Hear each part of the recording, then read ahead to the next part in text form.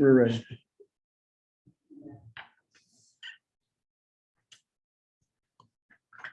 Welcome everyone to the Community Mental Health of Ottawa County. Our Board of Directors meeting for Monday, August the 22nd. At this time, we're going to ask Mr. Brown if he would do our invocation for us, please. Great. Heavenly Father, we thank you again for this beautiful summer day, for the few that we have left. We ask that you look over all that we do to benefit those that are in need of in our community and that suffer from mental illness or other issues that they struggle with on a day-to-day basis. We're thankful for all of our staff who work so hard to try to render those services to people and make their lives better in this county. We ask that, well, all we do in thy name. We pray. Amen. Mhm. Please note our mission and vision statements for our CMH organization. And next is our public comment. This is the first opportunity for public comment. So if there's someone in the audience or online that would like to address the board, please give your name, address, and limit your comments to 3 minutes, please. No one online? Okay.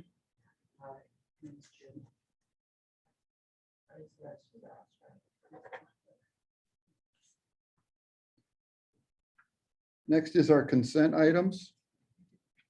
Our agenda for today, August the 22nd, and the minutes from July the 25th. So if someone would like to support. A motion made and a support. Is there any discussion? The minutes look kosher to everyone? Okay. All those in favor of approving the agenda and the minutes indicate by saying aye. Aye. Those opposed? Motion carries. Anna?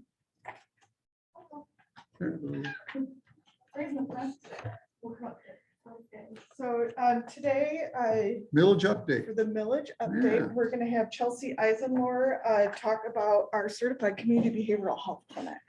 So I think I've talked to you guys a little bit about that in the past, but Chelsea is our program coordinator for that.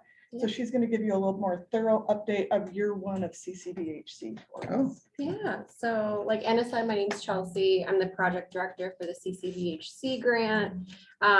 We officially became a certified community behavioral health clinic, or CCBHC. It's a little bit easier to say that way, in December. The grant year is August to August, from 21 to 23.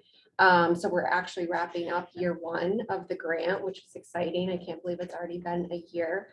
But what this grant focuses on, it's a whole person wellness lens, and the individuals that we're focusing on are both adult and children who have a diagnosis of severe mental illness or at risk of severe mental illness, substance use disorders, seriously emotionally disturbed, and individuals with a dual diagnosis of intellectual developmental disability with severe mental illness diagnosis. This is both children and adult, like I said. Part of this is we collect data. It's called NOMS. It's National Outcome Measure. And what NOMS focuses on is a series of questions for physical, emotional, and mental outcomes of the consumer. And it provides us with an understanding of where the consumer is and how we can help focus on what they need. And with the NOMS, with year one, in year two, we can look and see the baseline where we need to focus on. So it kind of just gives us a good idea of where they're struggling. Let's see. We've hired 14 out of the 20 positions, so that's exciting. We have started to provide health and wellness initiatives for consumers to participate in. These range from diabetic education groups to a mindfulness group. And with CCBHC funding, we've enhanced our electronic health record system, and we continue to focus on enhancements of an integration and coordination of care to better serve our consumers and to continue to support the whole person. So next year, or in the next several months, we're really hoping that we're going to have a better sense of how we're really improving people's overall health. So those NOMs that Chelsea talked about, we gather them every 6 months, so initial, and then every 6 months after that. So we're hoping that we're going to have some really cool data to show how we're improving overall health with the people that we're working with. What would be an example of the health wellness? Of a class? We had a diabetic support group happen. Our hope is we just hired a new health educator, so he's kind of revamping what we have been doing. But our previous one had a generic health and wellness with a variation of topics for each month. We're focusing on maybe like a food journal or obesity, high blood pressure focus. We have certain goals that the grant is wanting for us to focus on. We're also So- looking to partner with other people. So one of the things that Chelsea's worked really hard on is partnering with the food club at Community Action House. And we're hoping to be able to do like some classes over there to do like teaching how to cook what you bought. So, and if it's, for a diabetic diet, high blood pressure, all of that. So with the new health educator, we're hoping to roll some of that out. Yeah. And yoga, I keep saying. Yoga. Yeah, We and really yoga. want yoga. No Pilates? Maybe Pilates would be Pilates. cool We're too. open Do to you know any suggestions. teachers? I can just see it. Yeah, there's this grant, it really allows us to have the staff infrastructure to be able to focus on consumers' health and looking at them, not just the mental aspect, but understanding that the physical piece definitely impacts the mental piece as well. So would the consumer, would they get a health coach that they would, or is it more of a team or a Team. group? Okay. Yep. And so, part of this grant is just that building of that integration of care and really enhancing what we already do. Better communication between clinic team, primary care providers, like any other agency or organization that develops their treatment team. So what's the expectation after 2 years? Hopefully with better health outcomes of our consumers. And we're understanding that this is the route that mental health is taking.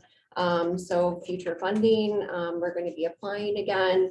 And, hopefully with more funding and as this develops, we'll have more opportunities, we'll have better feedback of what we need to focus our efforts in, and hopefully, we can move forward in that direction. We anticipate that we'll apply for more funding come spring. So there should be another opportunity. We're part of an expansion grant, so this is directly from the feds to us. But the state's moving towards a demonstration model where I think there's 13 that are currently involved. We would hope that we'll get invited to join that later, which could expand what we're doing for integration even more. So there's a lot of opportunity with this grant, but really it is what we do now. We are a CCBHC, so we are making sure that we're integrating care and looking at some of those specific things that we wrote in the grant related to diabetes, obesity, and high blood pressure. I think were our three kind of main health indicators out of that. Someone selected the self-directed service. Would they be able to select and be placed into this program? Anybody can participate in CCBHC who has a severe mental illness, is at risk of becoming severely mentally ill, or has a dual diagnosis. We also are going to open health and wellness classes up to anybody who's served by us. So there will be some opportunities for everybody who works with CMH and some that might be more targeted towards the people that are within the grant parameters.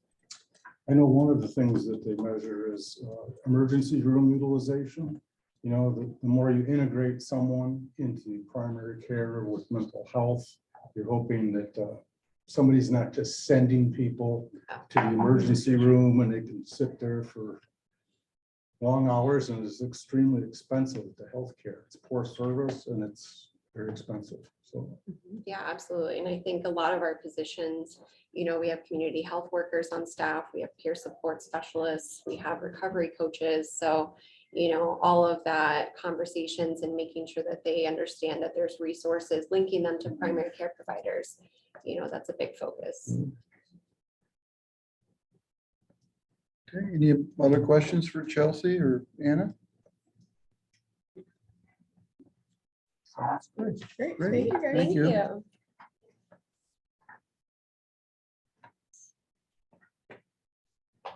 Okay, Rich, I think you are up next for your quality improvement report, Yep, attachment A for attachment everyone. A, this is the packet. You guys want to follow along. I think it's been a while since I presented anything related to quality improvement, so wanted to do a summary for you guys today on external reviews, audits, things that affect our agency and lets us know how well we're doing. So while this list is not comprehensive of all of the stuff that we do to monitor, to make sure that we're efficient and doing what we need to do, it is a majority of them. So I'll go through each and every one of them, and if you guys have questions, fire away. So accreditation, on our back wall there, we have a plaque that gives us a 3-year accreditation for CARF. Usually that happens every 3 years. We get about 3 reviewers that come for a week, and they review everything based on a set of 29 standards. And each of those standards there could be 20 to 30 subsections on those, and they review our documentation, our practice, everything. So if you don't do too well, you may get a 1 or 2 year. But since it all started, since we got CARF accredited, we've never gotten less than 3 years, so which is a good thing. External reviews, other areas, LRE site review, so it's an annual review that happens. And the standards include anything from IT security to medical records documentation to policies review, best practices, person-centered planning and documentation. So again, each of the standards, about 20 to 30 subsections. Just wanted to give a little bit of a summary in terms of how we've scored in the past. So in 2019, we got a 95.1 out of 100. 92, that was the year that Beacon did a revision of the audit tool. In 2020, we got 92.93. In 21, status quo, Beacon used the same audit, 93.59. There was a little bit of an increase. And then this year, we just went through an audit as well. And we haven't gotten our final results yet, which is going to be in October, the final results, but we did get a preliminary 93.9. Where does that stack up with other members? Do you, or We're right isn't around that- the same, generally Mhm. in the 90s. I think 95 was, some of our partners did score about a 95.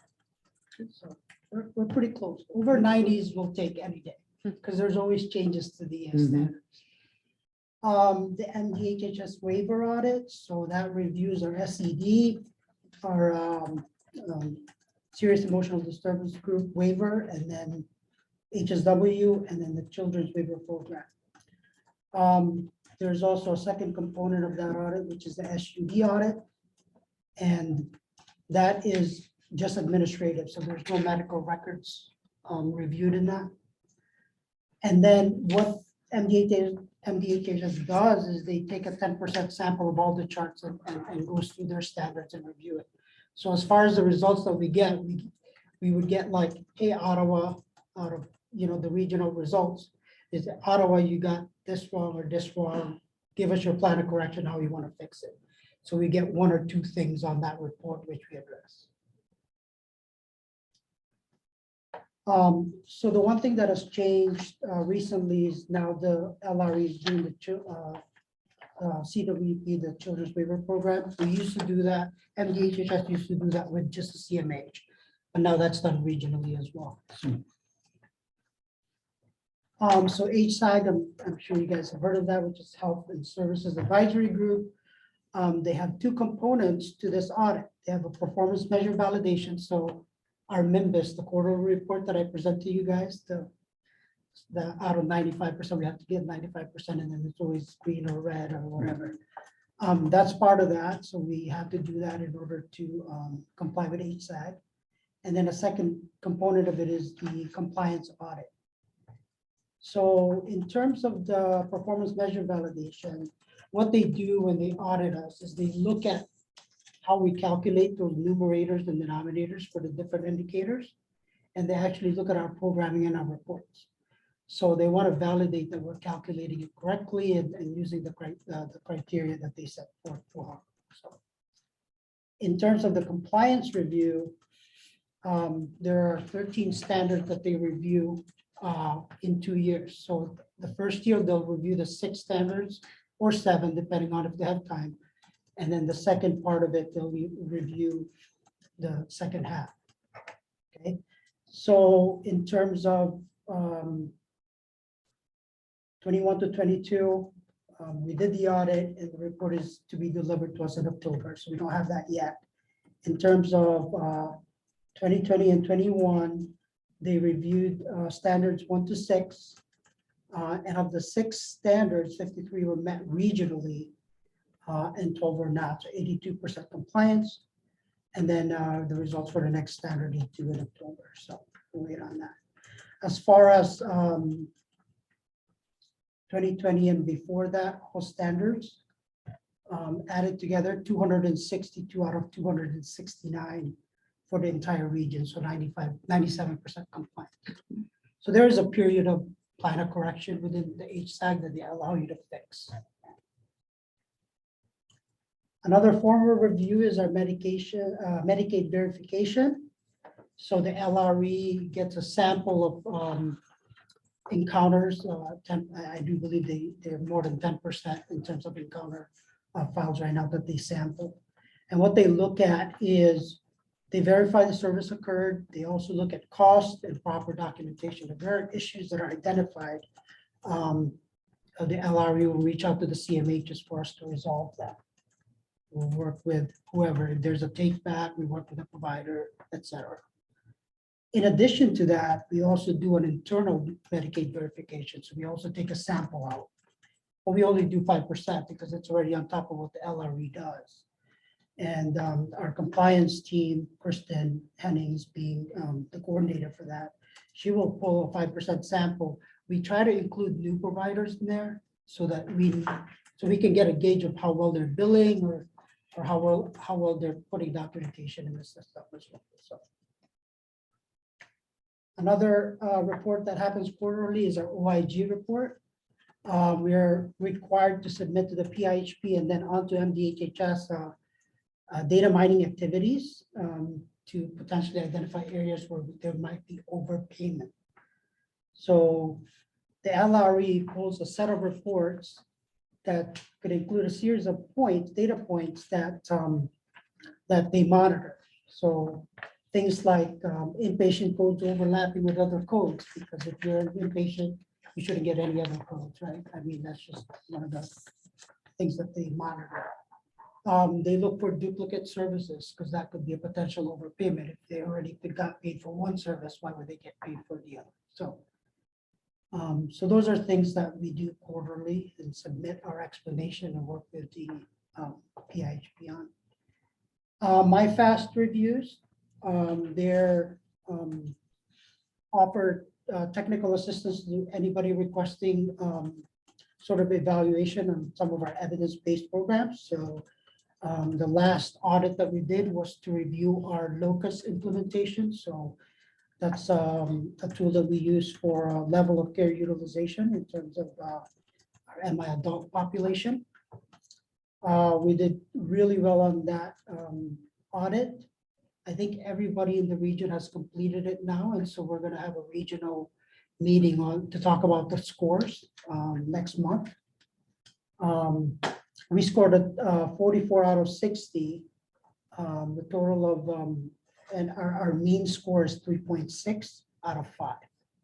So there were a few areas that we need to improve upon, which is one of them is training and how we train our new staff in terms of doing the locus assessment. You also have seen some of the surveys that we've done. I presented it here to the board as well. So we continue, that's another venue where we continue to get feedback from our consumers and right away just try and get a good input from how well we're doing or not doing. And then I just summarized On top of that, the internal reviews that we also conduct, we have a committee. And in that committee, we have a matrix of reports about 3 pages long. And review things like data integrity reports or financial reports. Some of the things I know, Dave, you mentioned utilization, high utilizers in terms of emergency rooms. That's one of the reports that we look at. So there are some reports that we review monthly, some quarterly, annually. So we want to make sure that we're looking at that data. We also have the leadership team is also the PI committee. And as you guys know, I present the PI plan as well to the board. And there's some initiatives going on in that group, such as our use of the CADA framework. It is a continuous improvement tool that we use to, the framework allows us to gain better outcomes through a scientific approach. So there's 3 CADA projects right now, which is scorecard, Power BI, and we're starting on fiscal services as well. And then there's also the financial audit. So I know Amy just started, but the county goes through an audit where they review GAAP and GAAP standards. In that audit, they also look at charts. So very important. They also do a mini Medicaid verification. So I know that was a lot, but if you guys have a question, let me know. Shoot me an email if that's. Questions for Rich?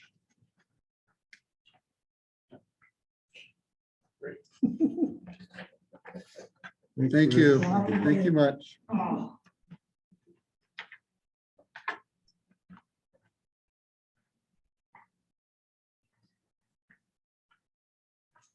Okay. We'll move on to old business, which is none.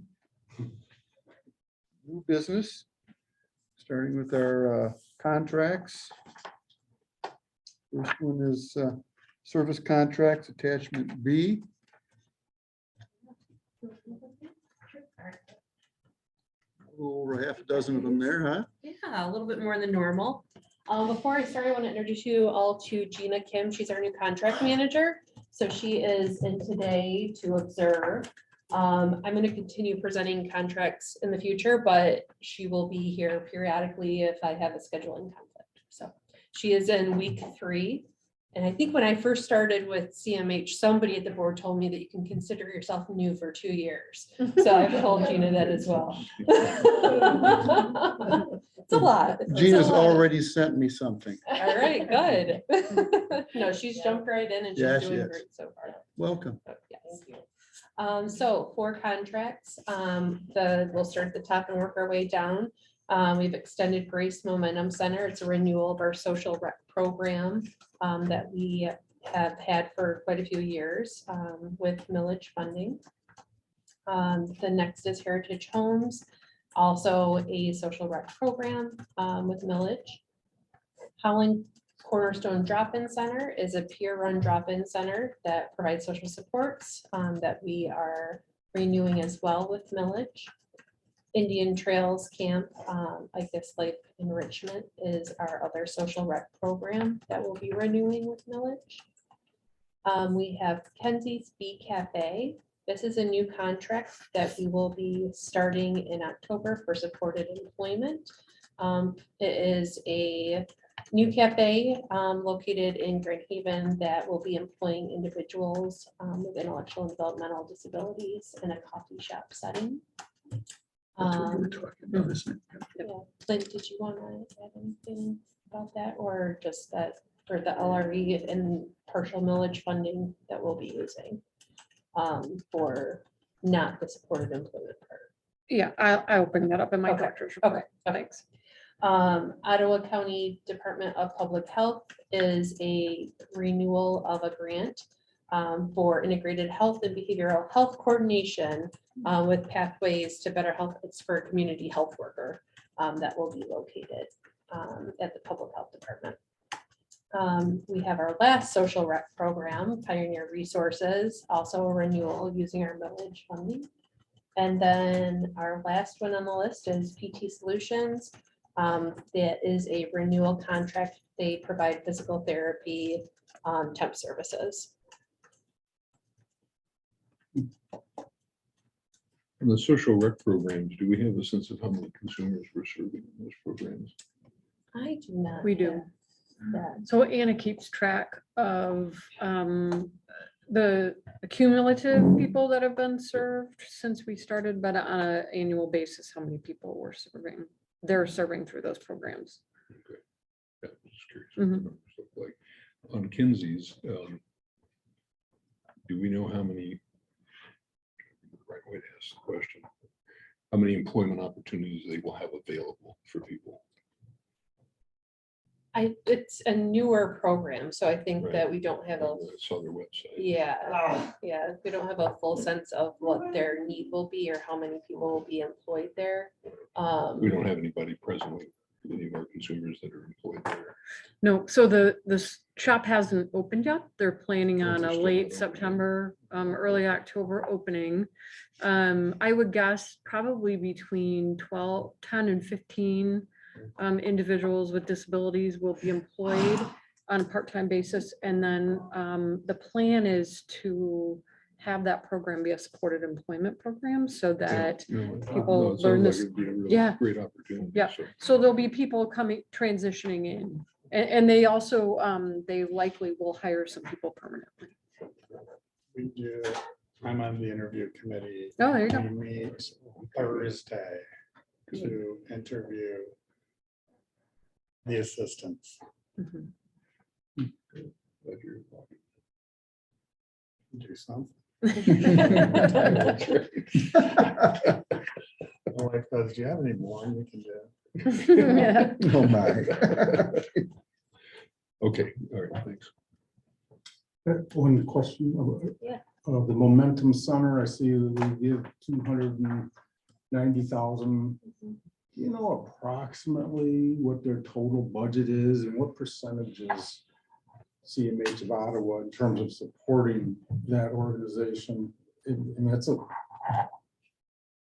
it's a big chunk. Dave, did you say how much of What the percentage? millage? No, we give 290,000 to Yep. the Momentum Center. I just wondered what their total budget is. Momentum Center. I'm just like, I know it's a significant amount that we're giving to them. I just wondered where their other big pieces are coming from. And then along those lines, I wonder sometime, maybe over the next year, could we possibly have someone from the Momentum Center come in and talk about what it is that they're doing in the world of mental health? And Yeah, because to absolutely. me, and I only know it from the outside, it looks so much like the perfect run clubhouse model. Mhm. You know, I don't know if they have a work order day there or that Yep. kind of thing, but They don't. they don't, okay. Nope. It's different from the clubhouse in that it's not a work order day. They don't necessarily concentrate on employment. It's really more. It's more support. A place where people can go to Yeah. do meaningful activities, socialize, Right. learn some But skills. I see they do a lot of public education though, They you know, do. in the community, Yep, and they things do. like that. Yep, so a couple of things. I know they have other funding. They get grants from the Community Foundation and others. And I can give you the breakdown of what that That's is. what I've been impressed from afar, Sure. you know, Uh-huh. and what they're doing. And I just, Yeah, and by all means, couple of years back, we had all of our social rec programs come in and do a presentation for the board. It was before you got yeah, on. that'd be great. But yeah, I think they'd like to do that and let you know Okay. what Yeah, it'd be good. incredible things are being done with Mhm. those millage dollars. Mhm. So we can work on getting them in the next couple meetings. Thanks. It's a good suggestion. Any other questions regarding attachment B? Not, we'll entertain a motion for approval of the contracts. So moved. All those in favor of approval of the service contracts, attachment B, indicate by saying aye. Aye. Those opposed?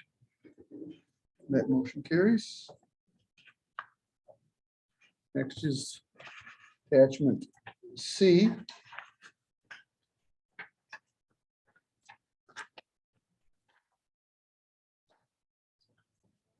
So, looking at the statement of activities through the end of July for this year, we're right on target. Everything's moving as expected. We had, if you recall from the end of June, we had a little increase over in our net position. We've kind of swung back. That's kind of expected. We'll be right on track to be on target for year end, and nothing, I guess no news is good news. So any questions? Lot of green. A lot of green, yeah, yeah, that's good.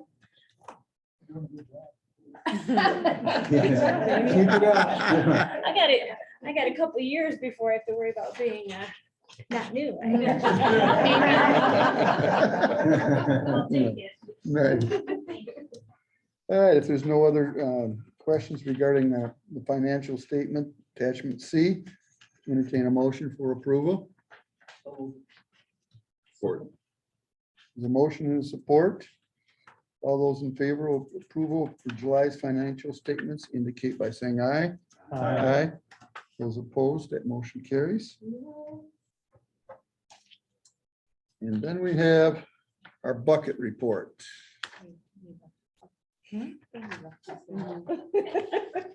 Get back up here. Too new, too new. Put me in that bucket right here.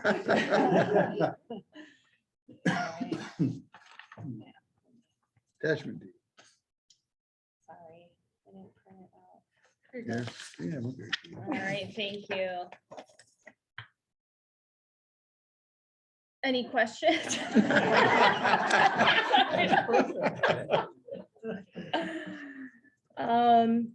I do know we received a adjustment for our Healthy Michigan, and we're just paid out, but that was in August. So I apologize that I haven't prepped further notes on that. Well, it's all green too. So it's Yeah, looking pretty again, good. I don't, This report though there's quite a bit of lag time. So this is from June, I believe. June. Yeah. So it's a predictor of how we think the LRE and all the CMH partners are gonna end the year. And so far, things are looking okay. I don't know if you have anything else to add to that. no, Okay. that sounds good to me. And I agree. Everything that we're in communication with the LRE, it's kind of, Well, because we're in we a got good what, position. a month and a week left? Mhm. Yep. Gosh. Really? Yeah. Went quick. Yeah. So we probably wouldn't be able to settle until darn near the first of the year, right? As far as the lag time, doesn't that Right. usually Right. take Yeah. that much time? Yeah. Thank you. Okay. Well, that was for information purposes only. Thanks, Amy. Thank you. We're good. Next, if you turn over your agenda sheet, next is appointment to the Lakeshore Regional Entity Board. Appoint myself and Lindell, if you're back there, there you are. Wave to us all. I'm new. 2 years. 2 years. I don't know all your names. To the Lakeshore Regional Entity Board of Directors, and it's to each to be appointed to serve for a term of 3 years. Is there a- I'll make that motion as well. I'll support the motion. Make the motion to appoint Matthew and Linda Harris. I'll support. Okay. Any further questions, comments? Seeing none, all those in favor of the two appointments, myself and Lindell, indicate by saying aye. Aye. Those opposed? That motion carries. Now we can do business at the LRA apparently. Right, right. Who was the other, what was the other member besides us? Needed one more? Yes, we still do. Yeah.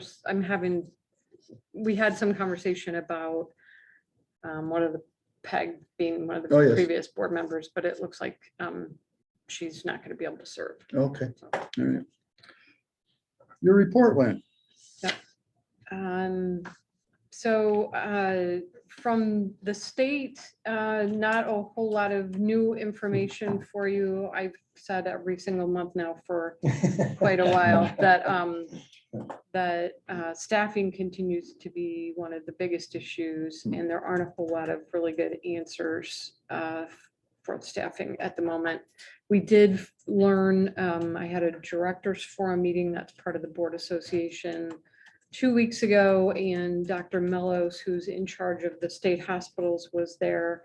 He let us know that in the future, they will likely not be admitting anyone who has a intellectual or developmental disability diagnosis unless they have a co-occurring diagnosis of mental illness and developmental disability. That isn't a huge change, but it is, it presents a problem because really when we have an individual who has IDD that we are not able to successfully place in the community, and they really need a time and a period where we can, they can be stabilized, there's really no place for those individuals to go.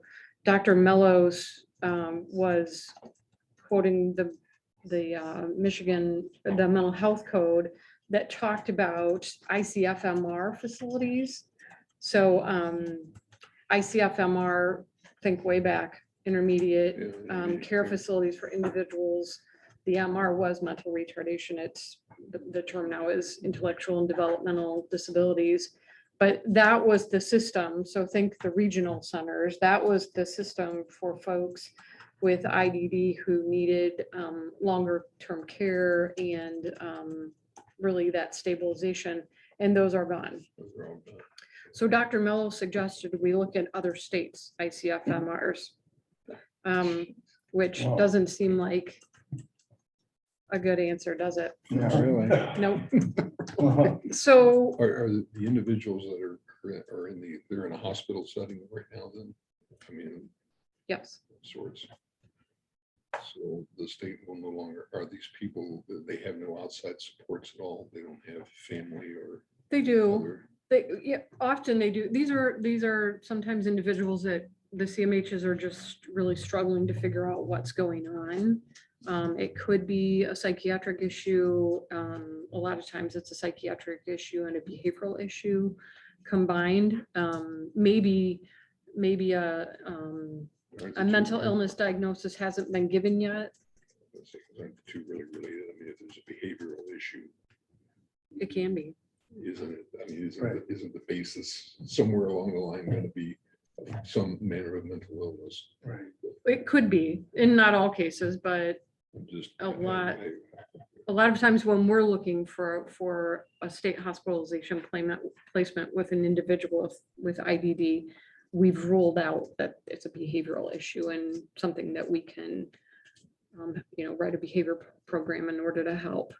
These are cases where it's beyond that. We just need a period of time and real intensive services to stabilize people. And we've used the state hospitals for that in a pinch. But now I don't know that we're going to be able to use them at all. So because they don't have, in essence, they don't have an MI diagnosis, a formal diagnosis, the state would cover those. Mhm. And again, it goes back to that staffing problem that they're having at the state hospitals. Yeah, I just don't want that to become a convenient excuse to cut some people loose that shouldn't be cut loose and that need and won't get services. So we're going to Right. ship them off to another state. Right. No, we should not be doing that. I mean, that's just flat out, yeah, I agree. Yeah. That's just flat out wrong. And Our community is going to be able to set up those kinds of supports that would be needed, you know? Mhm. Brings back the discussions we had years ago with some state legislators about closing of Mount Pleasant. Mhm. This was one of those facilities where if you had individuals that were IDDD, but you had some behavioral issues, Mhm. and they were hard to manage in a home setting, they could place them in Mount Pleasant. Yeah. But no, we gotta close that down. Mhm. Because it's a horrible facility. Even though it's run by the state. Mhm. They There really are- don't know how to fix things. Yeah, it's frustrating. Yeah, It is. Trust me. Now we're right, now we've got full circle now. Yep. you know. Yep. And we don't have them, so, you know. Yeah. So we're also getting extreme pressure to move individuals with mental illness out of the state hospitals. I told you last month that due to staffing, they were having to reduce the beds at the state hospitals. In particular, Kalamazoo Psychiatric Hospital is the hospital we use. They were cutting 50 beds from there.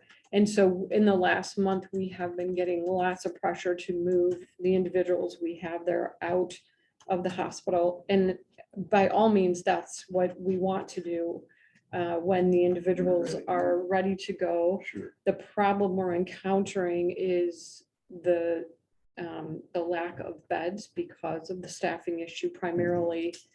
So often, you know, we have 2 full-time staff who are doing nothing but looking for residential placements for people. So they're And, gonna take them out of the state bed problem and put them into a local bed problem. Because we're Yeah. already putting some people out of state, right? Well, we're, Down in South Bend or. yep, we are. And moving people into the community without any really good options. So we've let them know at the department and the individuals who are responsible for coordinating the discharges that we feel like we have to be very careful and very thorough.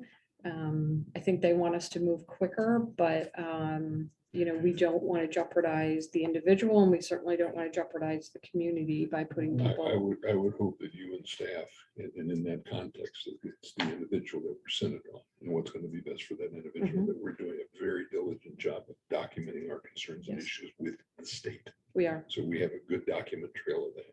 we are, So if something blows up. we are doing We- just that. Is this State on the legislators or LRE agenda?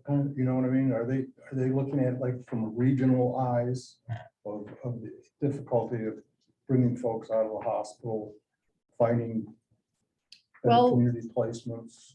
They're certainly aware of it, and they certainly Yeah, but it seems like understand the that'd be a role struggles. for that group. Yeah, we do have a group of people who meet regionally to talk about what's available as far as residential Mhm. options. The LRE is definitely aware of the problem. This isn't just an LRE problem. This is a statewide issue. Oh, it's a Um, national problem. I mean, Right, yeah, right. it's- So yeah, everybody is concerned. And we've made that clear to the department that we're concerned about what's happening and the lack of options. What does Sharkey say about this? Yeah, tell us how your Yeah, solution's gonna solve right. all this problem. Just wondering. Those HMOs are gonna step right in, they're gonna take care of it all. Yeah. Jim, you don't have anything you want to add with that? Jim's from the LRE, and I don't mean to put you on the spot. Conversation we're having every regional Yeah, operations committee. And Yeah. it's- You're aware and advocating, so. okay.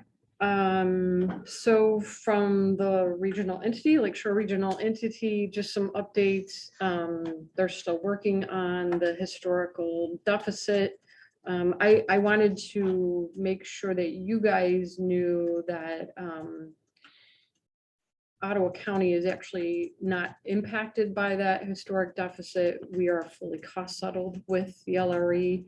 However, it is the other CMH partners in our region that are still have not been paid for those dollars they put it into services a couple years ago. But they're continuing to work on that. I wanted to let you know that the Lakeshore Regional Entity Bylaws and Operating Agreement were approved at the last executive board meeting, which was on August 10th. Network 180 was not able to be there in person. The rep from the executive committee was sick that day, and they decided to have the meeting. So that individual listened but could not vote. The bylaws and the operating agreement passed, but Network 180 has said that they don't feel comfortable signing the operating agreement, but they'll follow it.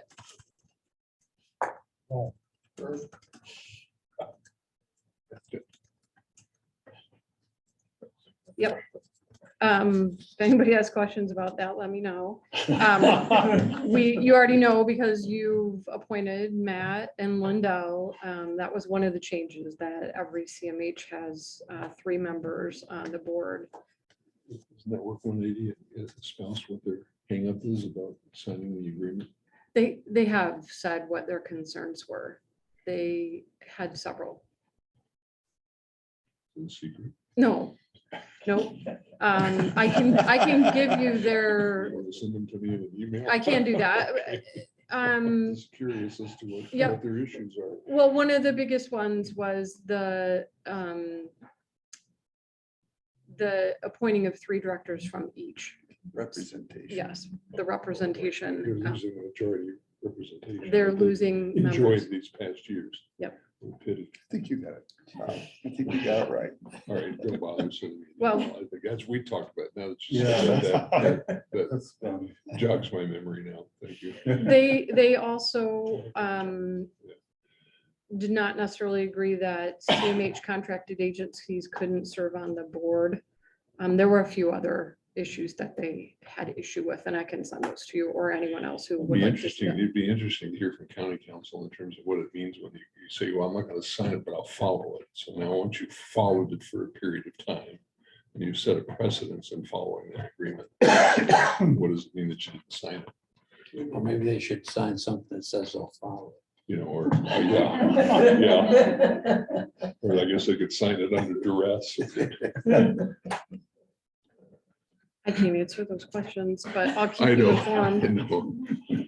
Thank you. Yep. I let you know last month that the initial projections for the fiscal year 23 Medicaid rates were not looking good for our region. It looked like almost every PIHP was going to take a cut, but our region in particular looks like we're taking up to a 5% cut in rates, which is not good. We have been in contact. Mary Dumas from the region has met with the actuarial service, the man who's involved working with Milliman, and expressed our concerns. They said they would be looking into it.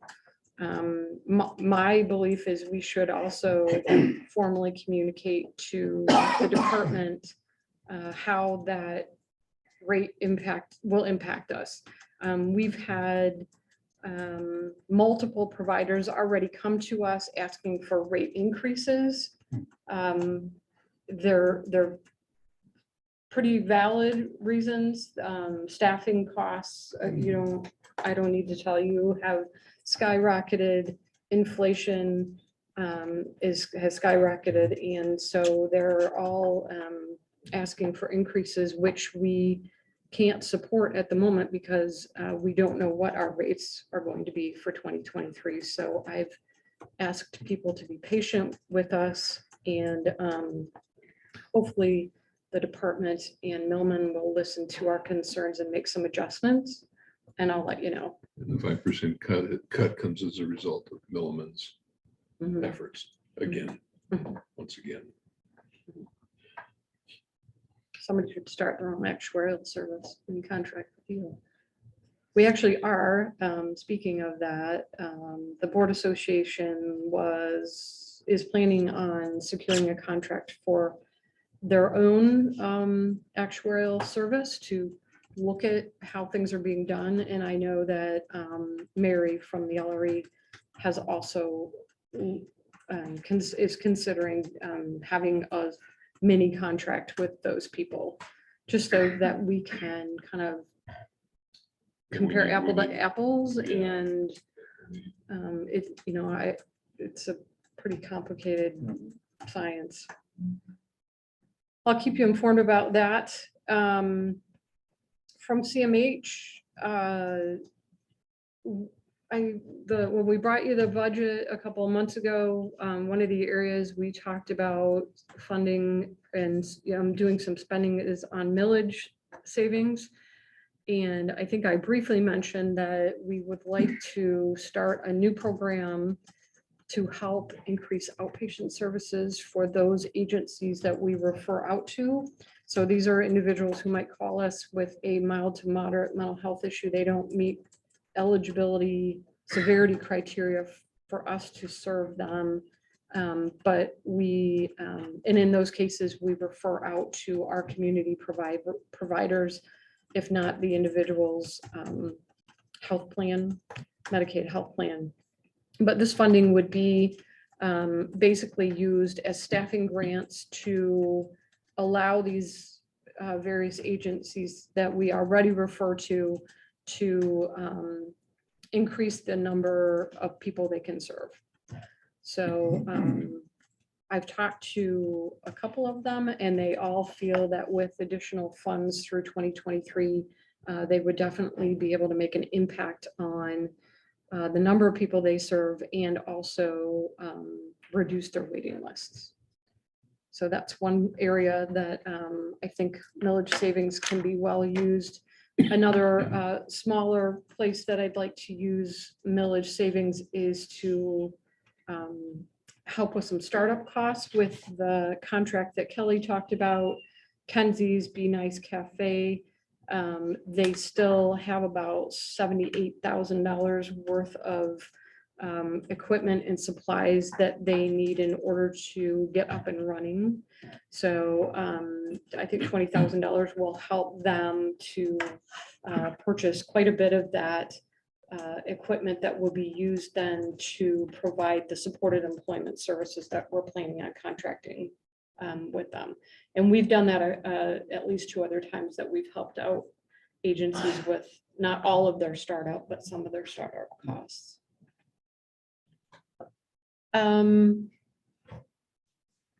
Just some other updates. I wanted to thank Rich. I had actually asked him to create that report that he gave. I know it's maybe a little bit dry, not Rich is super entertaining, but I think it's really important for us to know that we do have lots and lots of ways that checks and balances, things that we have to make sure that we're doing, following the rules, following the contract, and providing good service. So we do a lot, and I thought it would just be a nice place to put that all down succinctly. So if you ever did have questions about how we're reviewed, you'll have it at your fingertips. Moving on, I was invited to serve on the Arpa Social and Human Services Review Committee. So over the next couple of months, I'll be helping to decide where those Arpa dollars, or at least making recommendations back to the Board of Commissioners for where those funds will be spent. As Patricia said, our admin side is done, well, almost done, 98% done, being remodeled. If anybody wants to go on a tour, it looks really nice. It went from this color scheme to real modern, bright, shorter cubicles, so you can actually see the big windows from way back. So it looks really good. But it was that was a hard 6 weeks. It was I felt homeless, like I didn't have my stuff. I didn't really, the printer wouldn't work for me. I was lost for a couple of weeks, but we're all back in. That's all I have, unless people have questions.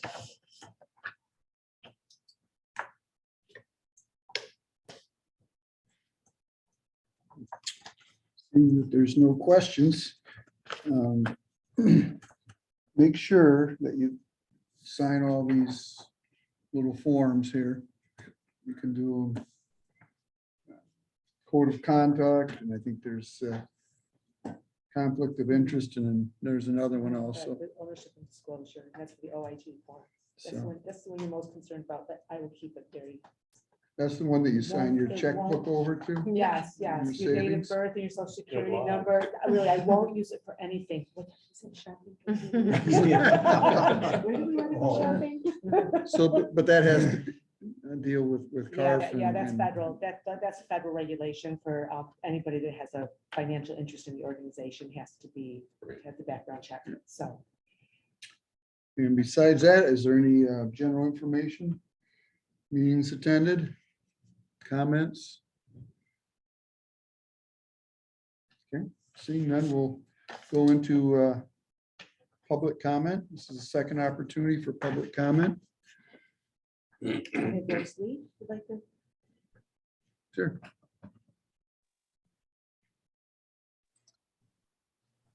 Go ahead, Rosalie. Hello again, Rosalie Austin, 457 West 21st Street. I wonder if any CMH staff is going to participate in the CHAM South D conference that's going on this week. And will CMH, LRE, our parents have meetings for the South D? And whatever happened to Wellness Wednesdays from the Health Endowment Grant? And at the Salvation Army Health Fair, there was the Pathways to Better Health. I made contact with the person. I was told that's only for family services. So that isn't helpful to me. And then what about a consumer advisory committee for Ottawa County CMH? And there's still no contract with the pool. And I don't understand why IDD supervisor is doing contracts when there's contract people. What's the difficulty in obtaining the membership from the Health Endowment Grant?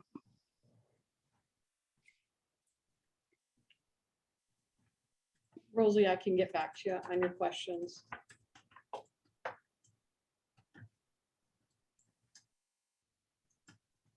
Okay, is that it, Rosalie? Yes. Okay, all right, thank you. Is there anybody else on public comment? Nobody here. Okay. Well, if there's no other business, we'll stand adjourned.